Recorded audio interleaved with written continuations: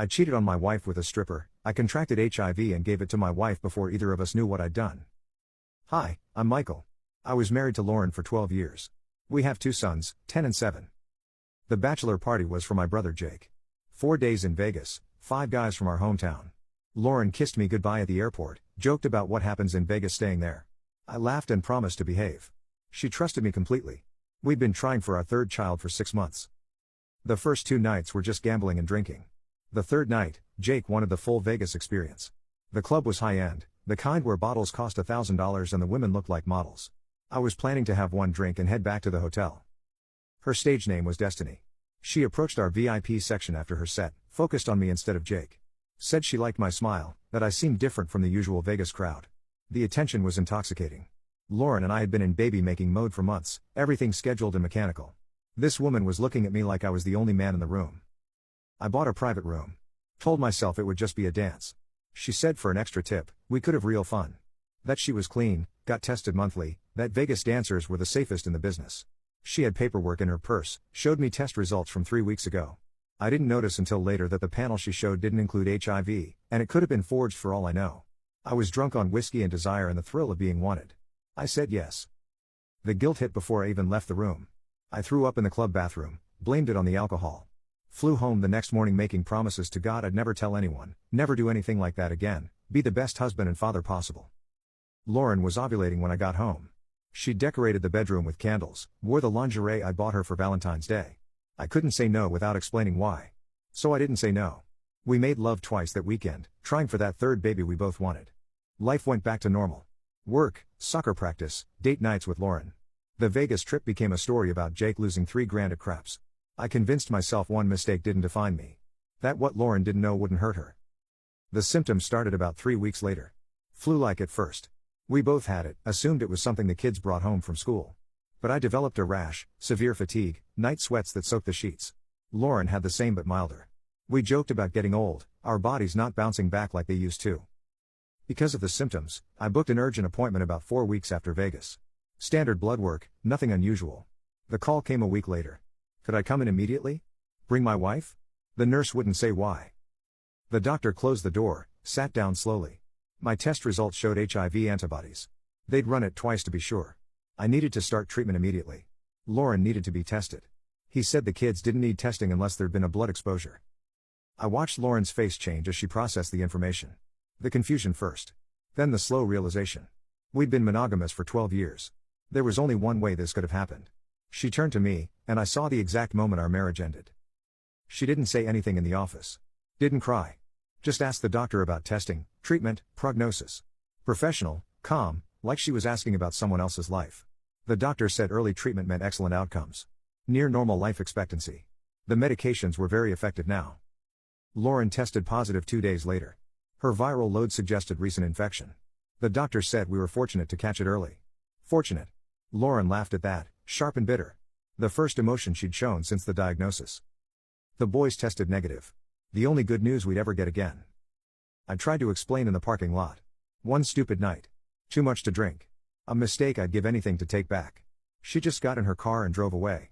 When I got home, she'd already packed bags for her and the boys. The note said her lawyer would be in touch. Either of us knew what I'd done. Lauren filed for divorce immediately but had to stay in contact because of our shared medical situation. We had the same HIV specialist, took the same medications, went to the same support group until she asked me to find a different one. She got the house, full custody, all our savings except what I needed for medical expenses. I didn't fight any of it. How could I? I'd infected my wife with an incurable disease because I couldn't keep my pants on for one night in Vegas. Our families found out everything. Lauren told them the truth, all of it. My parents were devastated. My mother cried for Lauren, not for me. My father said I was no longer welcome in their home until I'd made things right. But there was no making this right. My brother Jake blamed himself for having the party in Vegas. I told him it wasn't his fault, but he stopped calling anyway. The news spread through our community like wildfire. Small town, big gossip. Lauren and the boys ended up moving 2 hours away to start fresh where no one knew their medical status. I followed, renting a studio apartment to be close enough for supervised visits. The court didn't trust me to have them overnight. Not because of HIV, but because of what my decision-making had proven about my character. Work eventually found out when I had to adjust insurance for the medications. They couldn't fire me, but they made it clear I wasn't welcome. Clients started requesting different account managers.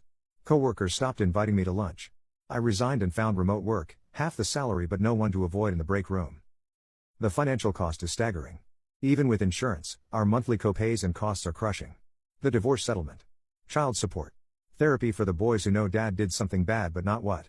Therapy for Lauren to deal with the trauma. Therapy for me, though I'm not sure I deserve it. Lauren's dating life is over. She told me that during one of our few conversations. Who would want her now? Who would take on that burden? She's 39 with an incurable STD from her cheating ex-husband. I destroyed her future relationships too. I tracked down Destiny. Real name Michelle. She was still dancing, still in Vegas. I messaged her about getting tested. She blocked me immediately. I tried calling the club, but they said she no longer worked there. I later heard she'd been positive for years and kept working anyway. How true that is, I couldn't prove. But proving anything was impossible. Support group is where I met others who'd destroyed lives through infidelity. The man who infected his pregnant wife. The woman who gave it to her husband of 30 years. We share medication tips and crushing guilt. No one judges, but no one absolves either. We're all living with consequences that antiretrovirals can't fix. My viral load is undetectable now. So is Lauren's. The doctor calls it a success story. Modern medicine turning a death sentence into a chronic condition. But undetectable doesn't mean cured. Doesn't mean Lauren forgives me. Doesn't mean my sons understand why mommy cries sometimes or why daddy can't come to Christmas dinner. The boys know we both have a condition that requires medicine. They know they need to be careful with blood, that we can't share toothbrushes, that sometimes we have doctor appointments. They don't know their father is the reason their mother is sick. Lauren and I agreed to spare them that until they're older. Maybe forever. I see them every other Saturday for 6 hours. The court limited me to daytime visits at first while everything stabilized. We go to parks, movies, restaurants. I try to be the fun dad, but they know something's broken. The oldest asked why I made mom sick. I said sometimes people make mistakes that hurt others. He said mom told him I broke our family. Both true. Lauren joined a support group for positive women. Met someone there, another victim of an unfaithful spouse. They're friends now, maybe more. She deserves whatever happiness she can find. I sent her a message saying so. She didn't respond. My medication alarm goes off twice a day. 8 a.m. and 8 p.m. A permanent reminder of one night in Vegas. Each pill is penance that doesn't absolve anything. I'll take them for the rest of my life, however long that is. Last week was what would have been our 15th anniversary. Lauren posted on Facebook about new beginnings, about surviving trauma, about finding strength she didn't know she had. Mutual friends liked and commented with hearts and support. No one mentioned me. I'm the unnamed disaster she survived. The cruelest irony? We conceived that night when I came home from Vegas. Lauren miscarried around 6 weeks, right after our diagnosis. The doctor said the stress likely caused it, though we'll never know for sure. The baby we'd tried for months to create, lost because of what I'd brought home. I keep one photo in my wallet. Our family at the beach the summer before Vegas. All 4 of us laughing, building sandcastles. Lauren's hand on my shoulder. The boys covered in sand and sunscreen. The last moment before I destroyed everything for 20 minutes with a stranger who may have been positive and didn't care. The truth is simple and unforgivable. I had a healthy wife who loved me, 2 perfect sons, and a good life.